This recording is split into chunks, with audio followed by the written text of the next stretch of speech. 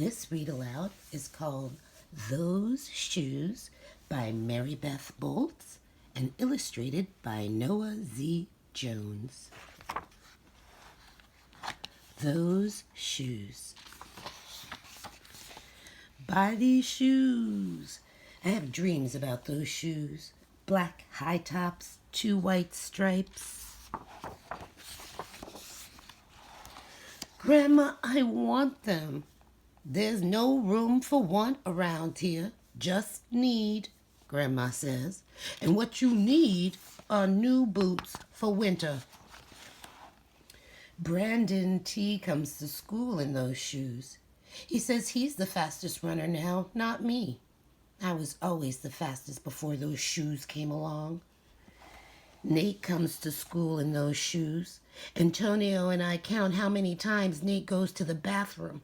7 times in one day, just so he can walk up and down the hall real slow. Next, Alan, Jacoby, and Terrence each get a pair. Then one day in the middle of kickball, one of my shoes comes apart. Looks like you could use a new pair, Jeremy, Mr. Alfrey, the guidance counselor says. He brings out a box of shoes and other stuff he has for kids who need things. He helps me find the only shoes that are my size. Velcro, like the ones my little cousin Marshall wears. They have an animal on them from a cartoon I don't think any kid ever watched. When I come back to the class, Alan Jacoby takes one look at my Mr. Alfrey shoes and laughs, and so do Terrence, Brandon T., and everyone else. The only kid not laughing is Antonio Parker. At home, Grandma says, "How kind of Mr. Alfrey." I nod and turn my back.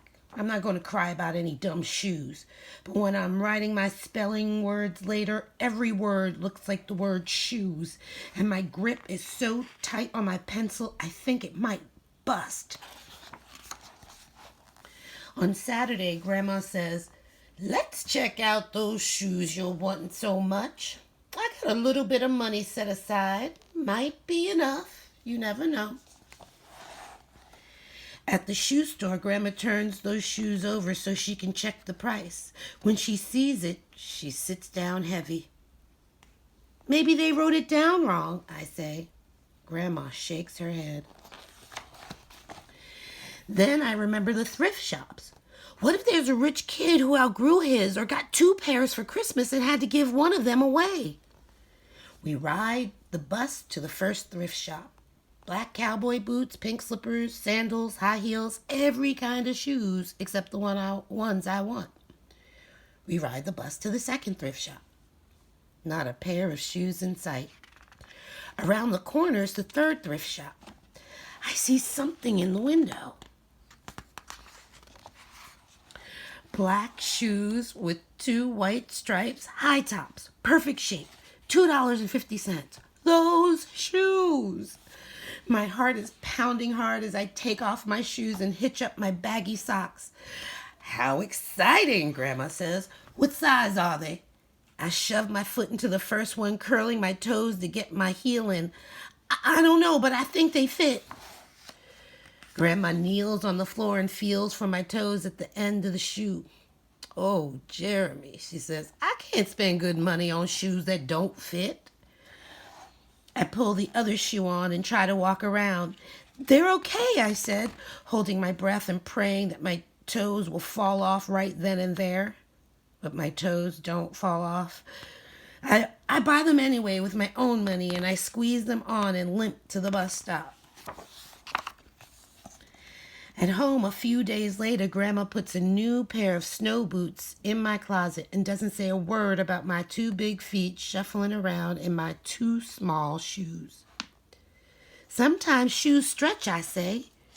Grandma gives me a hug. I check every day, but those shoes don't stretch.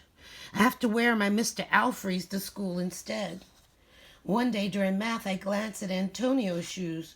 One of them is taped up, and his feet look smaller than mine. After school, I head to the park to think.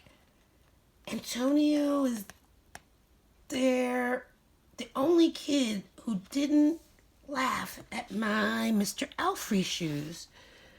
We shoot baskets. A loose piece of tape of Antonio on Antonio's shoe smacks the concrete every time he jumps.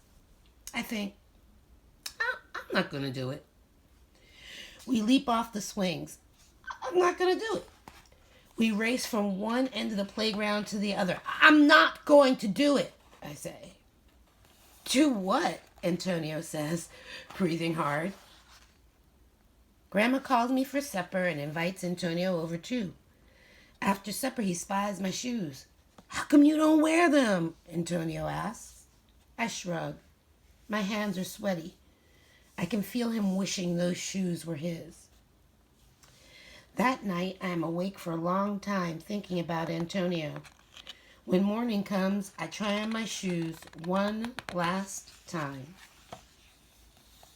Before I can change my mind, the shoes are in my coat. Snow is beginning to fall as I run across the street to Antonio's apartment. I put the shoes in front of his door, push the doorbell, and run.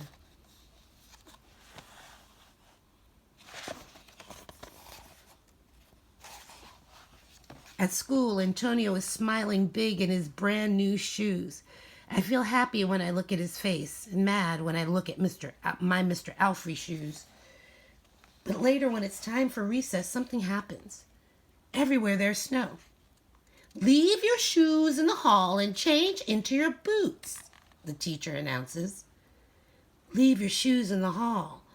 That's when I remember what I have in my backpack. New boots. New black boots that no kid has ever worn before. Standing in line to go to recess, Antonio leans forward and says, "Thanks." I smile and give him a nudge.